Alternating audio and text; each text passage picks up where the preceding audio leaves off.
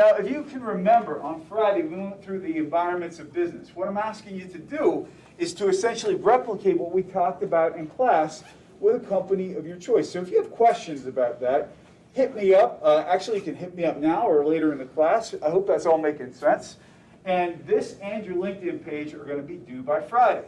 Let's talk a little bit about LinkedIn before we actually get into the assignment. If you don't get a perfect score on your LinkedIn page, all you have to do is make the changes I tell you to make, resubmit, you get a perfect score.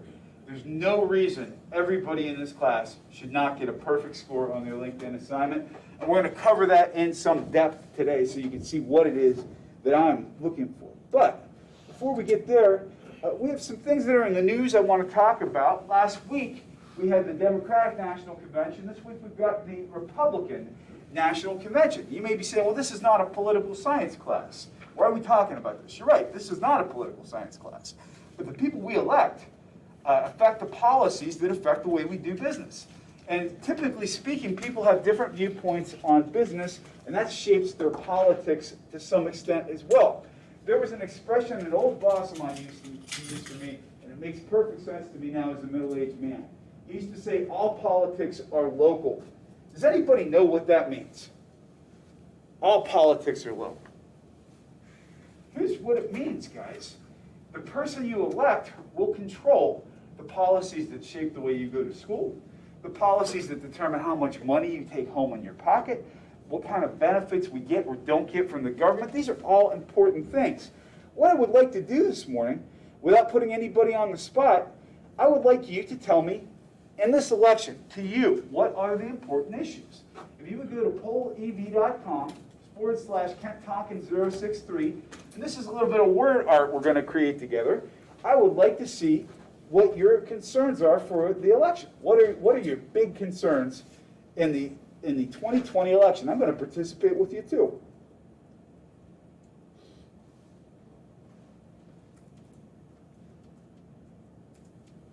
And it's pollev.com/KentTonkin063. It's a long URL.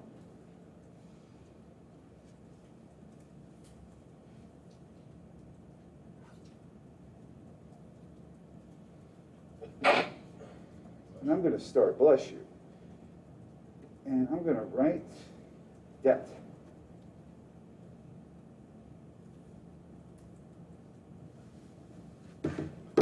We'll see what all you guys have to say about this.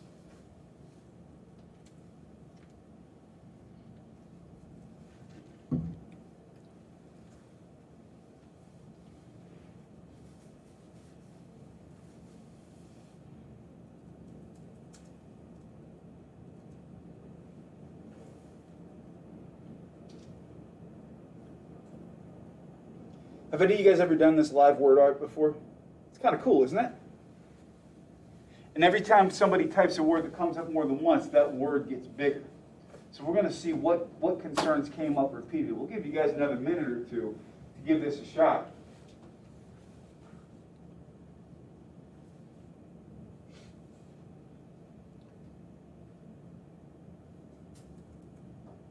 Okay, we're starting to stabilize a little bit. The things I'm seeing that are big, we've got debt is a big one. I actually put that down myself. I think that's an important issue because we've got a big issue going on with our national debt. A lot of people pick coronavirus, people pick change, mail-in. These are all really good things. Justice, equality. Well, somebody, if they are comfortable, tell me something they're concerned about in the 2020 election. If you're comfortable speaking up, something that concerns you. Yes, sir. Racial inequality. Yeah, it's a big deal, isn't it? I mean, we've got really big issues going on in our country. So if you do some searching on the internet, for example, it's pretty easy to find candidates' perspectives on what they feel about that stuff. So that's definitely an important thing to be influencing our vote. What else is of concern to you guys that you'd be willing to share? Yes? Climate change. Tell me more. Because in the next 10, 20 years, cities closest to the ocean, large bodies of water are going to be under. So without any research, we would prevent that. Here's the thing about climate change, too. Whether or not you believe it's man-made or influenced or whatever, that is a personal decision to make. There's no argument, however, that people who live near bodies of water are going to be affected. And it also disproportionately affects low-income people in developing countries because they tend to live on coastlines. Anybody else have something that's affecting the way they are considering voting in the fall? Yes, sir. Who has the ability to unify a country? Yeah, that's a big one. We got a lot of division in this country. I will say this, guys. I never will tell you my political opinions on things because I want you to make up your own minds. But I will say I've had friends on both sides of the argument. And in my lifetime, I don't remember a time when people got so angry about politics. It breaks my heart a little bit because I think people should be able to get along no matter what their political affiliation is. Yes? Where's the most economic success? So we want to put that into context. So we're saying we're voting to make sure we maintain economic success. Yeah, and that ties in with debt, which was a big word between everyone else. We've been in some serious debt ever since 9/11. Yeah, it's true. We have, the last time we had a balanced budget in this country, the last time we had a surplus was 2001. So we had a transition between administrations, and that's the thing that's really interesting. When you had Bill Clinton leaving office, who was a Democrat, and you had George Bush coming in, who was a Republican, their economic policies inherently really weren't that different. They wanted people to succeed and have money in their pockets. But since the wars of the early 21st century, we have carried a deficit. Now, we're racking up a deficit right now at a faster rate than we have in the history of the country for lots of reasons. The biggest being, and when I say this, I'm all for tax cuts to business. I think it's great to spur opportunity. But if you're going to cut taxes, you have to cut spending. We haven't been very good at that in this government.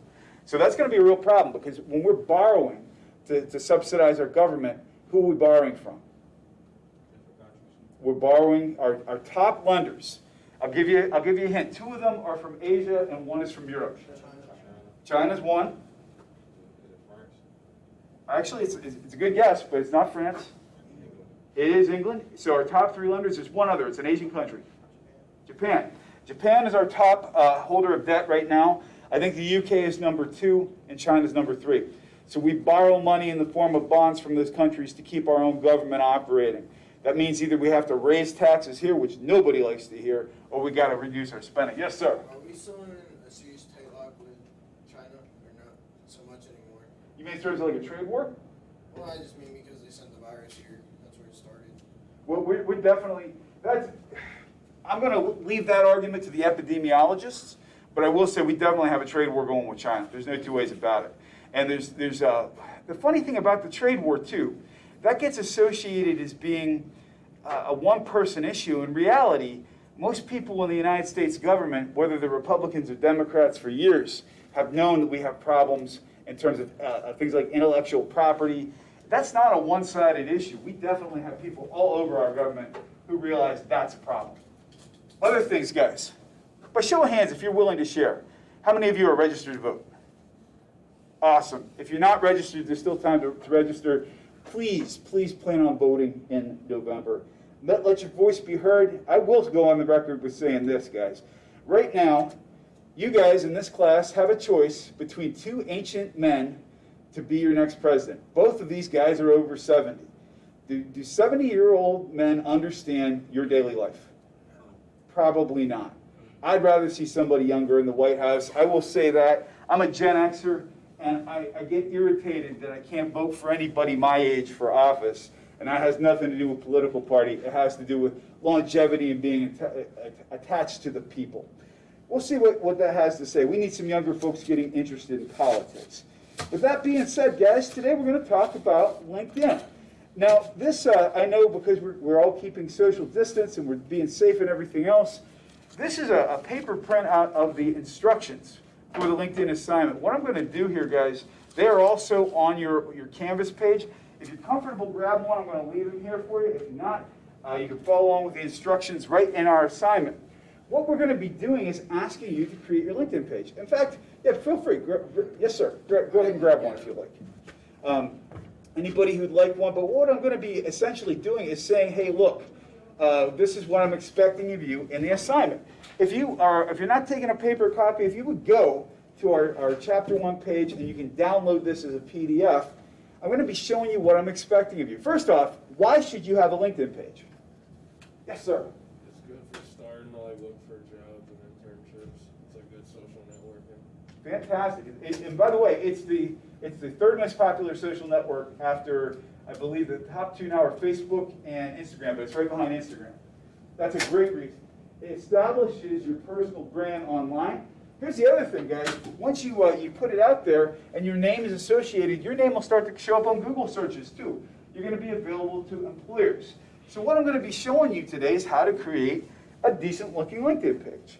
Now, what I'm going to be doing right now is bringing up my personal LinkedIn page to show you what this is all about and how it looks. Now, this is what I see when I log into my LinkedIn page. So obviously, I've got a feed. I've got companies I follow. I've got interests that I follow.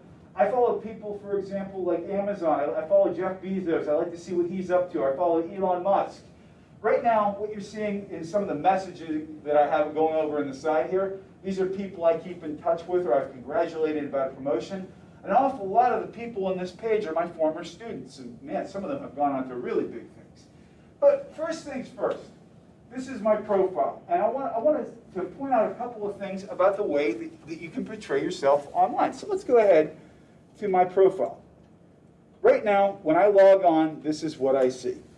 Before you read anything on my page, what are some things you might guess about me from the look of my profile? Yes, ma'am. I'm sorry? Like the stocks? Yeah, so it says, hey, this guy likes business, right?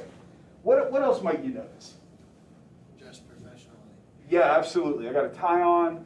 That picture, by the way, my wife sometimes helps me pick my pictures. What message am I sending with my picture? You have a positive vibe. Yeah, I try, right? So I got a smile. I'm not going all crazy, toothy grin here. I'm not overly enthusiastic, but I'm looking like I'm friendly and approachable. And you see right here, I've got, for example, here's my title. I'm assistant professor at St. Francis University. If I scroll down, now this is what I'm seeing. This is my personal interface. I've got a little paragraph that I get to write about myself. And this thing tells kind of like the cliff notes of my professional life. This is everything I've done that was important to me. Now, it's a little lengthy. It might be longer than yours is going to be because you're at the beginning of your career. Some other things to consider, too, the differences between you and I. And it doesn't mean positive or negative. It just means we're in different spots in our career. Even if you don't have a picture of yourself wearing a shirt and tie or a formal business attire, what might be an appropriate profile picture? Could you doing something like athletic? Absolutely. Athletic stuff is good, especially, how many of you, by the way, are competitive athletes here? If you got a team headshot, professionally done picture, use it. Those are fantastic. What might you put as your tagline? Student athlete at St. Francis. Student athlete. What else might you want to list there?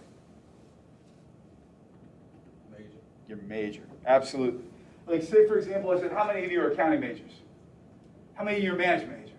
Yeah, they want to know about you. That tells part of your story. For example, you also see right up top, my college affiliation is on here.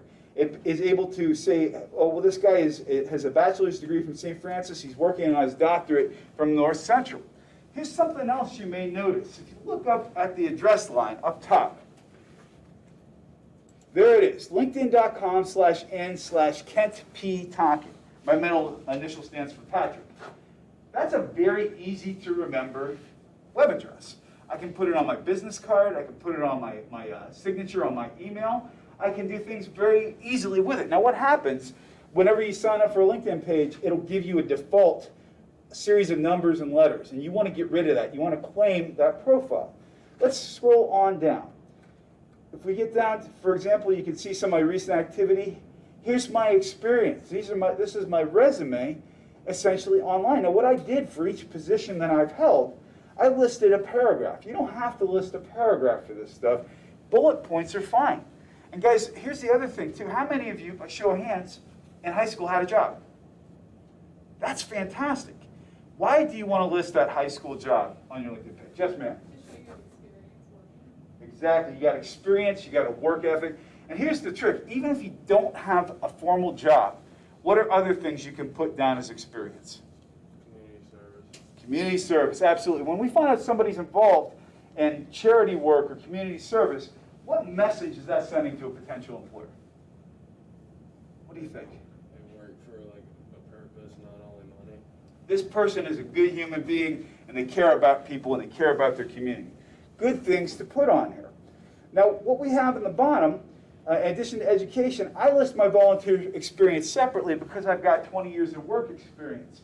You may list your volunteer experience kind of as work experience as well. That's okay. Like, for example, I volunteer for a group called the Healing Patch, where I work with grieving kids and I raise funding for them. Once you're on here for a while, people will endorse you. If they know, for example, that you're a good public speaker, I've been lucky to get some endorsements from friends of mine who are giving me cred for what I do. And if we go on down, for example, these are interest groups that I follow. These are people that I follow. I have my beer enthusiast right there as well. But for example, these tell people a little bit about what you're interested in. They tell people about the companies that you like to follow, for example. I follow Walt Disney, I follow Google and Harvard Business Review. You can be a member of an industry group. That's a place where you can network to be able to get with other people who are into what you're into. These are all good things, guys. So what we're going to be doing now, I'm going to be going through actually how I'm going to score your profile and things that people commonly make mistakes on. So if you would follow along with me. On the back page of this PDF, it should be in your assignment under Chapter 1, Modules Chapter 1. The first thing you get credit for, a LinkedIn profile has been created.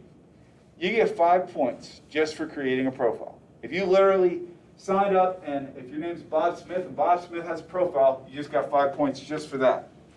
You get 5 points for an appropriate profile picture.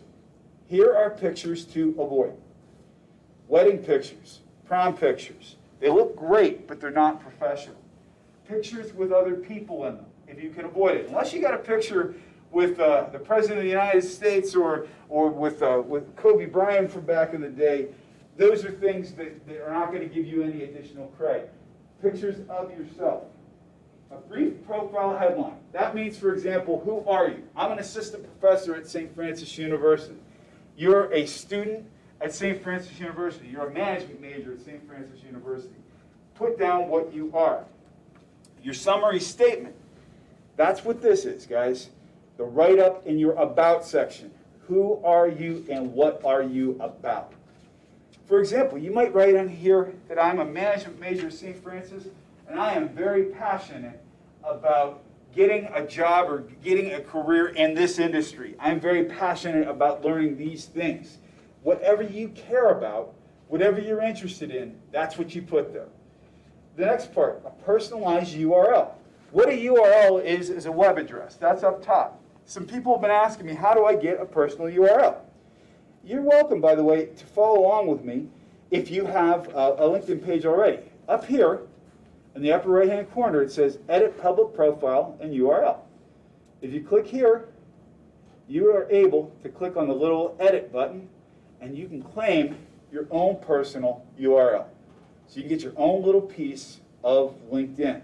So the trick is, for example, I have a very uncommon name. It was very easy for me to get the address that I wanted, although there was one other Ken Tonkin out there, which is why I used my middle initial. Things that you might do if your name is not available. Use your middle initial.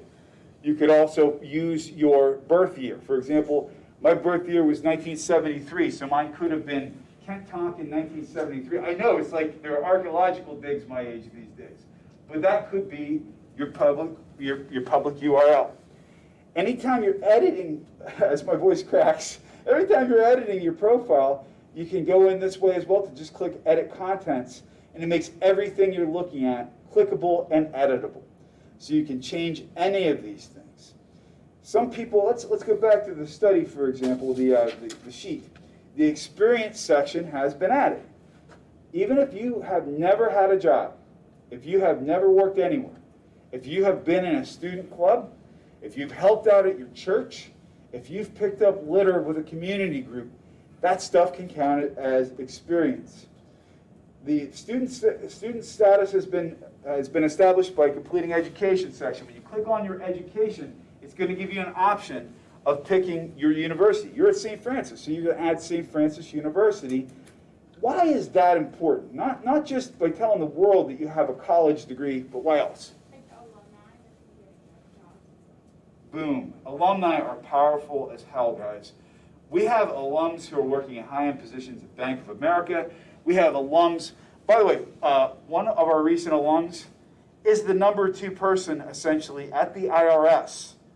So, and she's married to another St. Francis alum who runs a Department of Homeland Security consulting company.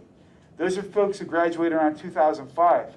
One of our alums used to control $1 million in marketing budget every month, and now is part of a tech startup where she's making amazing impacts. So that St. Francis logo, even though we're a little school on top of the mountain, you won't believe where our alums go. There's a lot of connections there. The next request has been sent to me. I'm asking you to look me up on LinkedIn and send me a request to connect. Now, some of you have already sent me requests. The only reason I haven't approved those yet is simply because I wanted everybody to start sending them at the same time. You get 10% for that.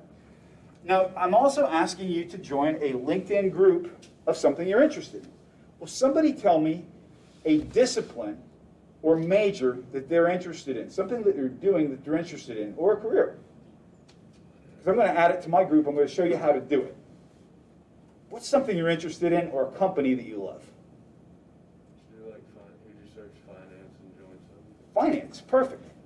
So if we go on to finance, we're going to look finance in groups right here. And we could join the finance club, we could join the accounting club, the financial technology club. These are all different interest groups. I'm asking you to pick one that you enjoy. Yes, sir. When it asks for your degree, what should we put? Like, I'm assuming you're Bachelor of Science? I don't know. What's your major? Management. Yep, you're a Bachelor of Science in Management. Okay. Yep. Thank you.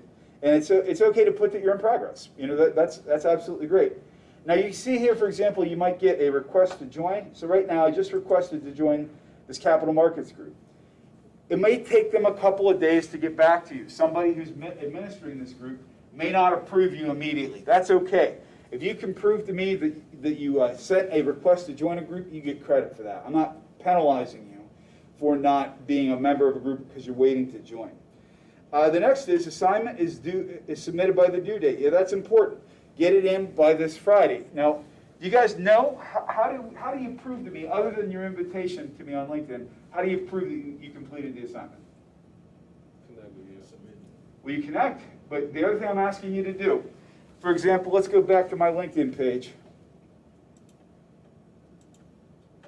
This is my web address right here. Whoops.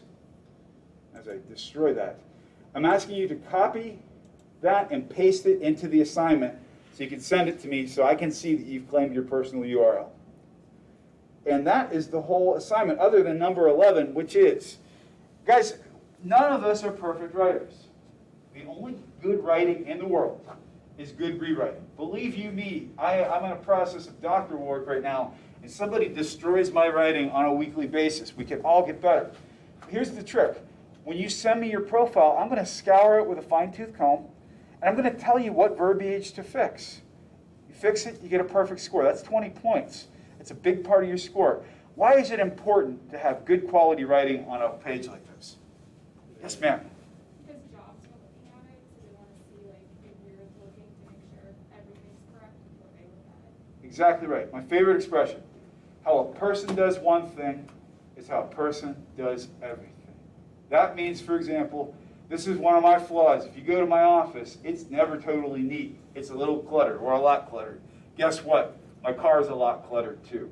The same people who do a good job in the classroom, when they paint rooms in their house, do a good job there as well.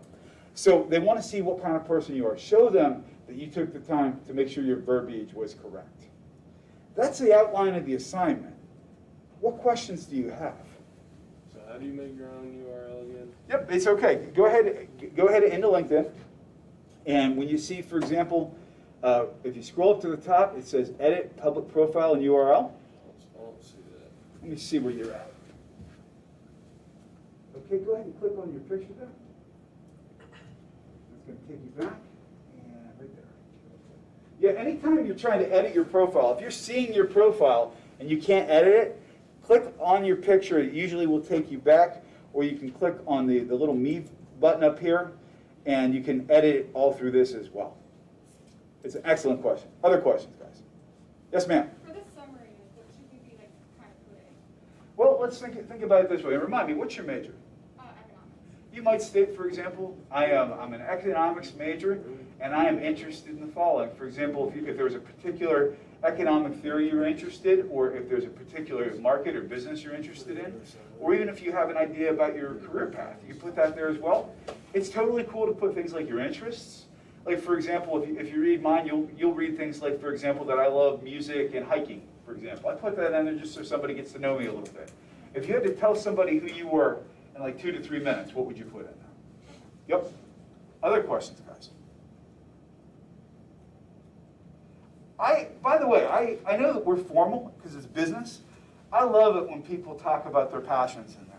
Because we're in an environment now where people are working a lot. You're going to spend more time when you work, when you get your first job, because we're Americans, we're a hard-working culture. You will spend more time in the office than you spend at home. You will spend more time working than you spend playing. And if work and play can be the same thing, that's even better. So be passionate. Tell people what you care about. Tell them who you are. That stuff will carry you a long way. The best piece of advice I ever got about careers, it's like as if on cue, that like sound. The best piece of advice I ever got was from the worst boss I ever had. He was a terrible boss, but he gave great advice. Do not chase money. Chase success in what you love. If you find success in what you love, the money will come with it. At the end of the day, if all you're chasing is money, at the end of the day, all you have is money. If you find what you love, the money is just a bonus. I don't ever have a bad day at work. I love what I do. And I hope that you find a career that gives you that same kind of feeling when you go to the office or work from home in the morning. Are there other questions, guys? Yes, sir. So when we go to submit this assignment, you just want us to put in the URL? You got it. So you're submitting like a connection request to me, and you're submitting the URL. Make sense? Yeah. Other questions, guys? All right. Well, guys, the other thing I encourage you to do once you get into this is to feel free to connect with your other instructors, too. Dr. Miko, for example, how many of you have him for class this semester? If you don't, if you see that we teach here at St. Francis, 9 out of every 10 of us, if we see it's coming from a St. Francis student, we'll just click approve on your request because we want to connect to you. All right, guys. We left off on Friday. Actually, we got to talk about Friday. Before we get into the lecture, because we're not going to have a very long lecture today. Guys, what were your thoughts? How was online Friday? That was good. It was okay? Yeah. So, anybody have strong opinions either way? Well, here's my tenet to you guys. Here's my thought to you guys. What do you say we try this for 2 more weeks, and after we do this week and next week, that following Monday, I'm going to check in with you guys. And we're going to do a survey, and we're going to see what you guys think. If you like the online Fridays, we're going to keep doing them.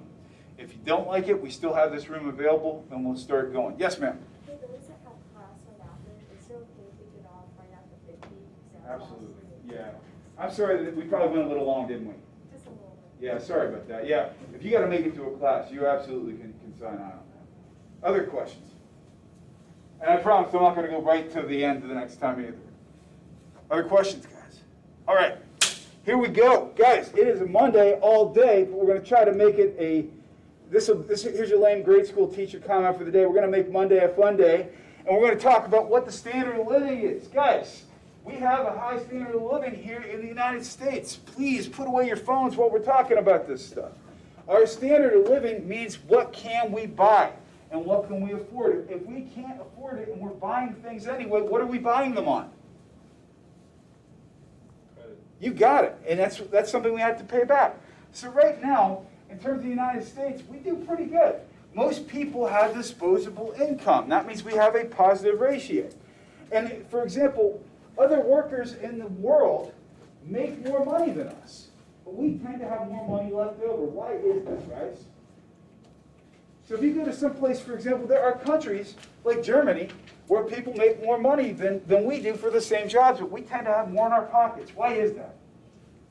Maybe taxes are higher over there. Exactly right. If you go to England, for example, if you live in the UK, over half of every dollar you make, although they have pounds there, over half of every pound that you make goes back to the government in taxes. Now, you get things for your taxes. They have benefits we don't get here, But there's a reason why so many rock stars and performers and actors who come from Europe end up becoming US citizens, because the tax laws are very favorable in many ways. So we have more money left over in our pockets, even when we're not making as much. If you had to say standard of living, which country in the world do you think has the highest standard of living? I'll give you a hint. It's not the United States. Yes? Is it Dubai? I'm sorry? Is it Dubai? That's a really good guess. Dubai? Any other guesses? Is it Canada? Canada's another good guess. They have a lot of services there. Yes? Japan, maybe? Japan is a really good guess as well. Although they work some of the longest work weeks in the world. They're very communal culture. Any other guesses? Yes? I was gonna say like Norway or one of those Scandinavian. They have very high standards of living. Yes?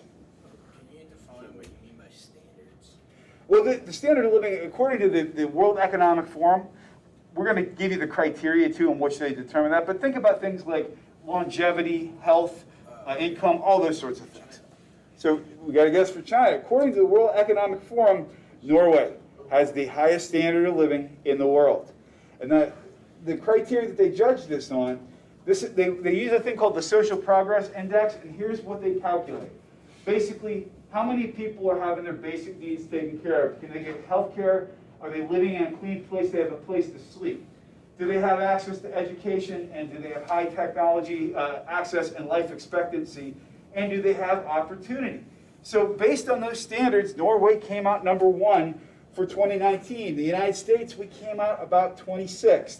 To be fair, if you go, for example, and check out the social progress link, there are sometimes very small differences between them. Here's the other thing that's happening right now, guys. For people like you guys, who are all going to be very well-educated people going out into the workforce, you're going to have a very high standard of living. We have a lot of folks in the United States who do not have a high standard of living right now. We call that an income divide, and we see more of an income divide in the United States than we see places like Norway. That's not a denouncement of capitalism or our country. It's a statement of the differences in the way that we operate. So how do you guys define quality of life? If I ask you, okay, you're getting out to your first job after college, what do you want your life to look like? Yes? Not a lot of crime around where I'm living. So a safe place, someplace safe to hang your hat. What else is important to you for your quality of life? Yes, sir? I just think financially like stable. To have enough money and not have to worry about money. I love it. What else would determine a high standard of living? Close to family. Yeah, that's a big one, by the way. Your generation and the millennial generation praised and took ownership over family in a way that my generation did not. There were more divorces in my generation than there are in millennial generations, for example. Yes? Access to a decent education. Education. You guys should put a high value on education. Obviously, you're here in college, but education also is associated with a high standard of living. What else? What else do you want your life to look like? Yes? Personally, close to the water. Close to the water. Any particular place? I mean, I'm from Long Island. Okay. I love the water. So you're okay with the cold Atlantic, but it's got to be water. It's got to be water. Yeah. Okay, let me ask you this, guys. If you had to pick, and it was a $5,000 a year difference, for job A, where you're going to work 70 hours a week, or job B, $5,000 less, you're going to work 45 hours a week. Job B. How many of you would pick job B? How many of you would pick job A? Here's the thing to think about, guys. We get sometimes starry-eyed when we think about thousands of dollars. Will somebody do this math for me? Let's take $1,000, so 1,000, and let's divide that by 24, because most people get paid twice a month. What does that break down to? 41.6. Okay, and take 41 times 0.3. 41. Yeah, 41 times 0.3. 12.3.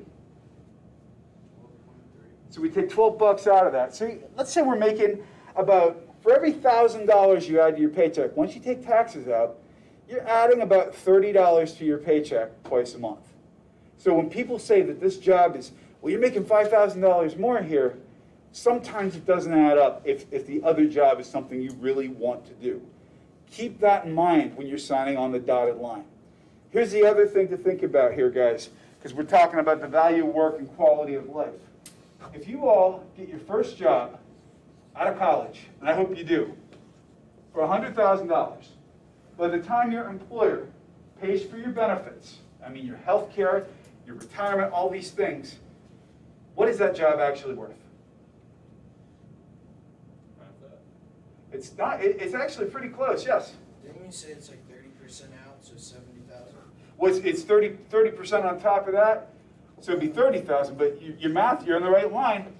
So you're talking 130K. And that's with all the benefits. You got it. And that's average. Some people get more, some people get less. What's that average too, like the everyday job? So the average starting salary in the United States, you mean? Yeah. If we took all the jobs in the United States and divided them, I'd have to go back and look at Department of Labor numbers, but I'm going to guess if you divided all jobs between the folks who are the top 1% and the folks who are in the bottom 1% all over, I'm betting the average national income is probably around $45,000 a year. Now, for people who have college educations, it's higher. So, but that if you took everybody, absolutely, and you guys as college graduates in the course of your lifetime will make at least $1 million more than your friends who didn't go to school. That's the average. So, but my point is quality of life should be a consideration. Things are changing too in our workplaces, guys. We have more women going to work. And when I say that, if we go back to the 1940s and 50s, what did most females do? Stay at home. They were stay at home. If you were a working female in the 40s, after World War II, when all the women went to work, you basically were relegated to domestic duty. And there's nothing wrong with being a stay-at-home mom. For that matter, there's nothing wrong with being a stay-at-home parent. More dads are stay-at-home parents these days. But we also have more single parents who are coming into the workplace. We have more people who are staying longer. We have more people from more diverse backgrounds, and we're working all over the globe. There's some challenges here, guys. If you're an employer and you've got a lot of single parents coming into your organization, what are some challenges you might have to contend with? They might have like issues where they have to leave because of like something's happening with their child and they don't have someone else to take care of them. Child care, absolutely. So if we're a well-run company and this person is somebody we really want, we better be ready to give them a flexible schedule and child care. What's the challenge with having older people in the workplace? Get sick. They do get sick. They value health care more. Well, as technology grows, they gotta learn. It's hard. How many of you are fans of The Office? You ever see the episode where they all got smartphones and none of the old people could figure them out? It's exact. How many of you have taught your grandparents to use their smartphones? Exactly. You had your hand up as well. Longevity. Yeah, tell me more about that. Well, you want to hire someone that they're like have the same amount of talent, but there's like there's like a 30-year age gap. You're gonna hire the younger person 10 times out of 10. And it's tough to keep all those folks on the same page, is it not? Are there other challenges? Well, yes, sir. This might be like an opinion, but Go for it. old folks tend to do stuff slower when they want to make sure it's precise. Yeah, I think the funny thing is we get into stereotypes. Stereotypes come sometimes from observations. And yeah, older people tend to be more methodical. They take their time with things. If you had somebody who was, let's say, 65 or 70 years old and still in the workplace, are they going to be more likely to want a text message or have a meeting? Probably have a meeting. You got it. They might even still send you paper memos. And so the trick is you got 5 generations in the workplace. Yes, sir. Well, this one kind of goes in with healthcare, but if you have more older people and a global pandemic hits, they're gonna not want to work. Yeah, they're going to be more afraid to come to the office, aren't they? Yeah, so let's think about this, guys. If you're talking about older people, this is some math that I will not confirm that this is hard math, but it's a basic assumption. The sickest 5% of the population eat up 95% of the healthcare resources. So what does that mean for you? You guys are 18 to 22-year-olds. You're getting in your first job, and you're like, holy heck, this health insurance is really expensive. Well, one of the reasons that health insurance is so expensive is because you got 75-year-olds who everything is breaking on the same plan that you're on. That's one of the things that drives up healthcare costs. So it's something to think about. And what's the challenge of, let's say, for example, we got business all over the world. In addition to the fact that we've got, there's obviously politics involved in offshoring work these days. What are some of the other challenges beside politics? What's some of the challenges? If we got a satellite office in London, we got another satellite office in Beijing, we have one in Tokyo. What are our challenges? Yes, sir. It's kind language and culture, and we've also got even time zones. How do you schedule a meeting? I remember I used to have to do meetings on occasion with people from Australia, which meant either they were getting up really early or I was staying up really late. So it can be really tough to manage this stuff, guys. We left off, this is just a little check-in to make sure we're keeping on point. So we talked last class about the environments of business. We talked about some of the economic impact in terms of the economic environment, and we just talked about some of the changes in demographics. What we're going to be talking about next are about how economic systems work, and we're going to be talking about the differences between capitalism, communism, and socialism in terms of why some people like whatever system they enjoy. We're also going to be talking about the difference between macro and microeconomics. However, because I did keep you guys late on Friday, I think today will be fair, instead of jumping into a new subject area, to let you go a couple minutes early. Here's the trick. I'll let you go right now if somebody can ask me one more question about anything. It can literally be about anything. Yes, sir. How are you feeling about, like, the whole presidency? I know you can't really, like, sell us your opinion, but we have two old hats, and they're cognitive like this.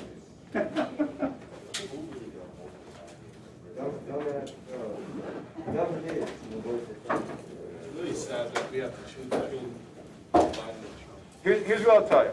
I'm not going to tell you my politics, who I'm voting for, what party I belong to. I will tell you, if anything, what I want to change in this country, and I mean this 200%, is to see people your age get excited about politics instead of disenfranchised from it. I don't care if you're a Republican or a Democrat or an independent. I think we need people who are younger than 70 to start having a voice in the way the country is run. Because you guys in your generation and the generation right before you, the millennials, see things in a different way than my generation does. So to me, I think we've got solutions that are waiting to happen. You guys are more likely to talk with each other, regardless of your political party. You're more likely to be friends with people who didn't come from where you came from. You're more likely to communicate. So I would like to see somebody under the age of 50 get elected president. That is my opinion. Is that fair? Yeah. All right, guys, have a wonderful day. Two old hags. That's the quote of the day.